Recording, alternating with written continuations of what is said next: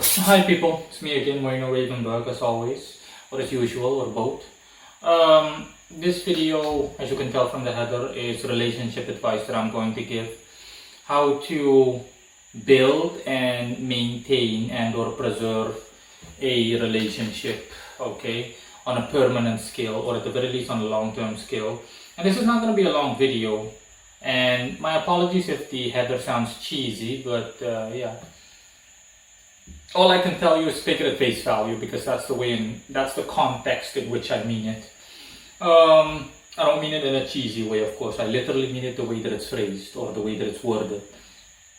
Yeah, a lot of people in the world simply want love. They want to settle down and they want to be with the one that they want to find a partner that they can settle down with, someone that they can build a life with together. Someone that they can either plainly build a life with, or someone that they can build a life with together, you name it. Bottom line is someone that they can see as a life partner, literally, someone that they can share their lives with, or their life with. And a lot of people struggle with this issue and whatnot.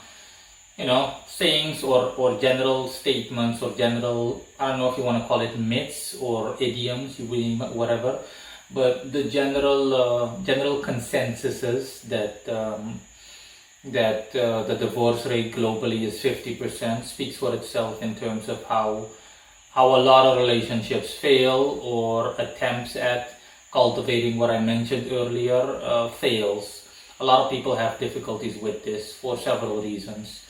I'm simply going to go over all of these and explain to people in a step-by-step format or way on how to attain what I mentioned in the beginning of this video.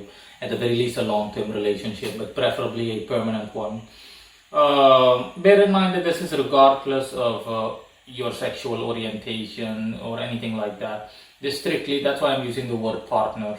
I'm not pro homosexuality or anything like that, obviously, but I'm just keeping it as general as possible. Yeah, so the first thing that you need to keep in mind, I'm going to keep it really short. The first thing you need to keep in mind is that you need to, when you have an interest in someone, you need to, for starters, see how much you have in common with that person. Some of the stuff that I'm going to bring up are things that people are already familiar with. You need to see how compatible you are with that person. So you need to be as compatible as possible. How much things do you have in common? Things of a mundane nature, not just specific passions and interests in the way of hobbies or art forms. Bottom line is you need to be able to get along with each other within the scope of daily life. Okay, even within close proximity. And you'll find that out by actually engaging with the person.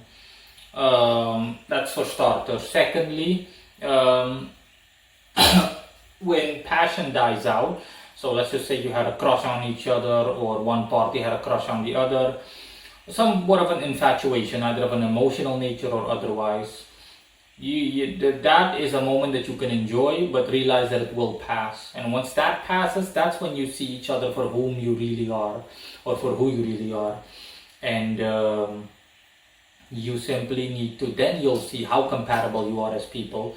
That's why usually people in general, when people fall head over heels in love with each other, so they have huge crushes on each other, it's literally nothing but a honeymoon period. And the second the honeymoon period comes to an end, the second where they want to do nothing but make love all day or have sex, whatever you want to call it, then yeah, things really go downhill to the point where they can't stand each other and outright hate each other. And the reason for that is because their real personalities come out, and usually they're polar opposites. As the saying goes, opposites attract. But this is what matters, okay? You need to be compatible with each other. So you need to be able to be, hypothetically speaking, as well as literally, in the same room together for an extended amount of time. You need to not only get used to each other, but you need to be able to interlock, if you want to call it that, well with each other. Similar to a door handle and a door. Or a key, better said, a key and a door lock, or a door opening, you name it, whatever. Okay. My point is that you need to fit with each other. You really need to fit together.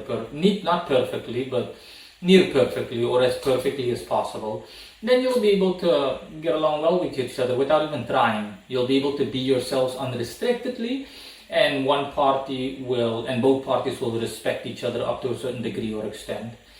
Other general things that you need to keep in mind is to simply be open and honest and forthwith with each other. Trust each other. It goes both ways, as in the other party should not even be able to second guess what you're doing or anything like that. No suspicious behavior or something like that. But the second you start to lie to each other and there are trust issues, there are things that you'll hide from each other, then yeah, there are going to be issues. You're more than willing to keep things that you want to keep private, okay, but not when it has a direct correlation to your relationship, because that means that your relationship is partially built upon lies. And the second the other party gets near that hypothetical lie or anything that resembles that lie, then you're going to become anxious if you're the one that's keeping that so-called secret, and it's easy for things to go downhill from there. So yeah, these are general things that you need to keep in mind. And for the rest, that's pretty much it in a nutshell. Okay, within the scope of a realistic context, first thing you do, like I said, is to, in a step-by-step format, like I mentioned earlier, is to simply date each other, get to know each other a bit. Let's just say date at least for a year, okay? And then you can make the decision based on all the factors involved, whether you want to move in together or not. Okay, the both of you are looking for the same thing, the both of you have similar interests, the both of you agree to wanting to move in together. And when it comes to moving in together, I would set a minimum of 5 years. Okay, live together for 5 years. And if you've seen that there are no issues in 5 years, or even the smallest or remaining issues have been worked out, again, because both parties are in this for the long term. Okay, a relationship is a lot like a business agreement, but with a personal, with much more of a personal flair attached to it. Then you can make the decision and say, okay, we're going to get married, or we're going to spend the rest of our lives with each other. End of story. I'm not saying that that automatically guarantees that you're really going to stay with each other for the rest of your lives, and that there will be no friction or anything like that. But no, the whole point of sharing your life with someone in the long term or permanently, or for the rest of your lives, both of your lives, is not it's not that itself. It's about compatibility. You're sharing your life with someone that is as close as you would come to being identical, okay, as you can possibly hope for. It's like being married to your best friend. People that have best friends know that. You never get bored with each other, you never get tired with each other, you name it. You can easily live with a best friend, you can just do all the things. You can be yourself up to a very good degree or extent with your bestie, to put it that way, with your BFF, you name it. And it should be the same thing with a lover or a relationship partner. You should be able to be on that same wavelength. I'm not saying that you should always be on fire in relation to wanting each other on an emotional level. I already covered the physical level. That physical level is going to burn out sooner or later. In the rare cases that it doesn't burn out, then yeah, whoop-de-doo. Yeah, it's really, that's a thumbs up. But on the emotional front, so on the psychological or mental or astral front, you name it, on the spiritual front, okay, you're not supposed to want each other constantly, but you two are supposed to be part of each other's daily lives, okay? The same way that